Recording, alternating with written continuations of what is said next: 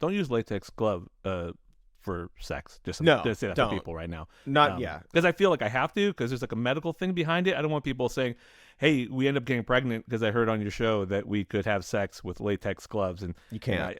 I'm not saying it's not possible. I'm just saying it's not been proven. You can include latex gloves in your sex, but not in the same way a condom is used. Right. Yeah. Right. Right, folks? Good point. Yes. Folks at home? All right. But yeah, don't do that. Happy birthday, do that. JD, I guess. How's it going for you, man?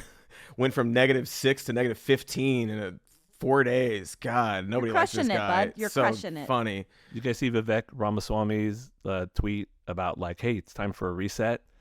No.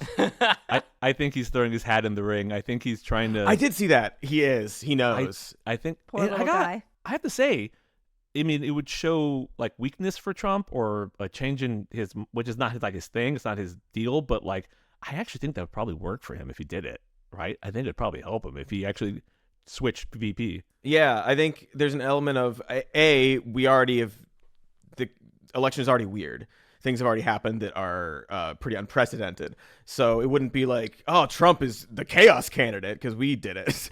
But people who love Trump love that he fires people and like treats people like shit and passes the buck and like his whole career is throwing people under the bus. So I don't think that him getting rid of JD would hurt with his like fans. Mm-hmm. Right. But I don't depending on the know replacement. that either way it hurts or helps him. I'm still on that train. And JD is really making me eat some of my words, but Yes. because Kaveh, to catch you up, I still sort of believe this, but especially gauging the reaction at first. Like, I was like, I don't think he's that bad of a pick for Trump. There's lots of things that, at least his first appearance at the RNC, especially, and like gauging that reaction, I don't think that he's off-putting to people on the other side. I think that if anything, he's a young man. He's very malleable. He can point to his transformation. However, he is a clown out there. But it's hard for me to actually get an accurate gauge of how people are reacting to it because so much of the online reaction is, very online and very. But we can talk more about this. Oh yeah, then there are quotes, the new quotes from his boss about him. We'll get to. But I don't know. They could fire him. Sure, fuck it. Why not? Kaveh, you wrote an article that is about to be published. I did in the British Medical Journal, the BMJ. That's BMJ is British Medical Journal. I did think at first it was Bowel Movement Journal or something. I'm more than Like- just about poop. I am more. I don't know. It could have worked. We know. But don't run away Anyway. from it. It's okay. Colloquially wrote a known as the whole- shit book, but professionally as the Bowel Movement Journal. You wrote a whole article on presidential bowel movement. For the shit book. I've given it a lot of thought. Which president has the most fiber in their diet? And no, I wrote. Trump. I did write I think he's got very little fiber. In my Very diet. little fun.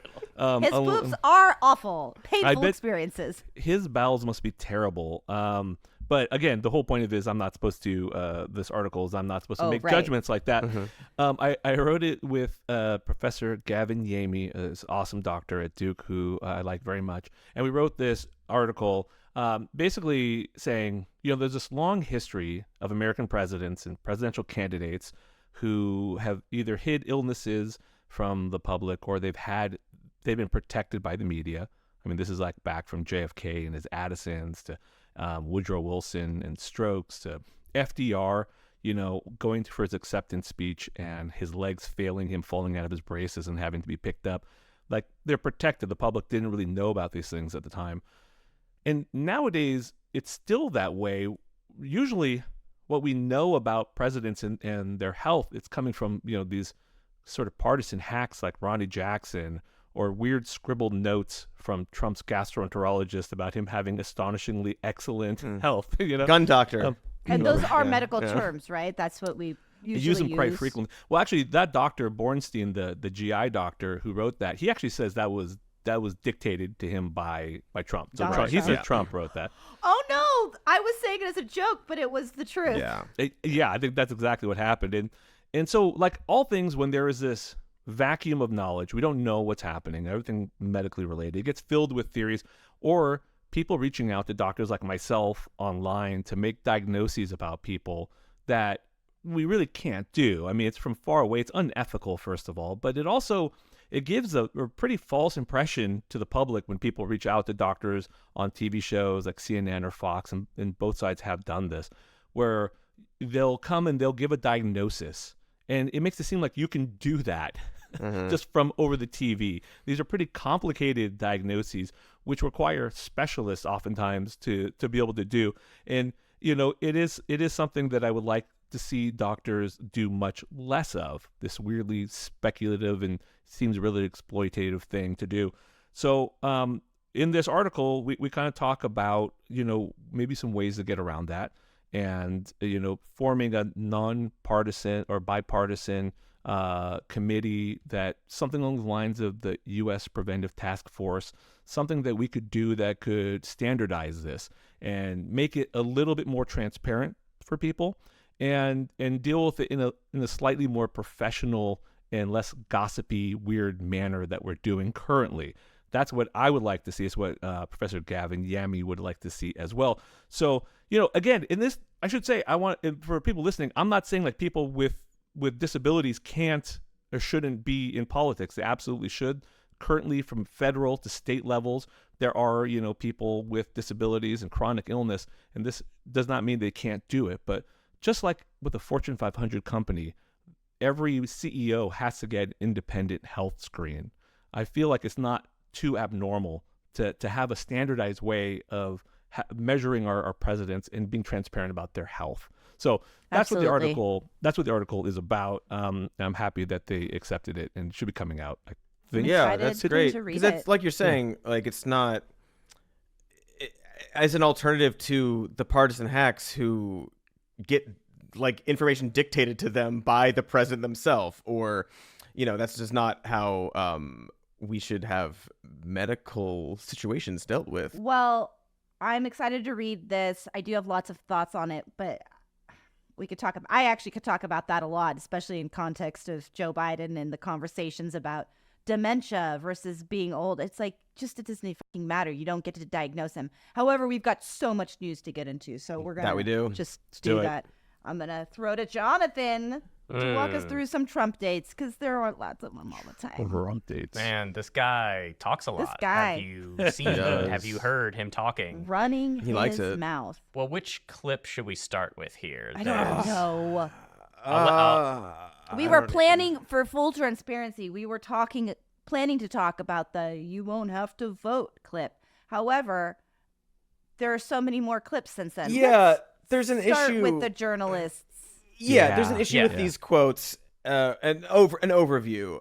Donald Trump loves to talk, and he loves to just say whatever, and it's often not true, or like a thing he heard somewhere, and he's like inserting it somewhere else. And sometimes it's just like, no, this is just what he thinks. He's a evil rapist fucking guy.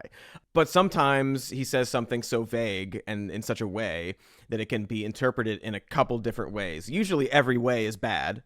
But to different degrees. You know what it made me realize preparing for this show?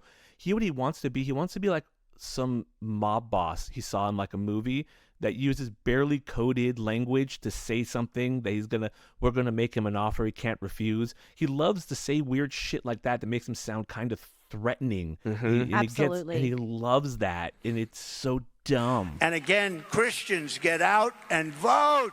Just this time. You won't have to do it anymore. 4 more years, you know what? It'll be fixed. It'll be fine. You won't have to vote anymore, my beautiful Christians. And you can't like parse it, because it's like, well, part of it is just so- like he wants this air about himself, and so you can't even decipher necessarily what he's saying. So like, for example, that "don't vote" clip is like, oh, okay, well, you can either interpret it as, yeah, you won't need to vote in 4 years because I'll still be the president, folks. Or you don't need to vote because I'll do all the things that you want me to do, and then it won't matter. You don't need to vote for anybody because you'll have voted for me, and then it doesn't I won't care beyond that point because I'll have been elected, right? Like it's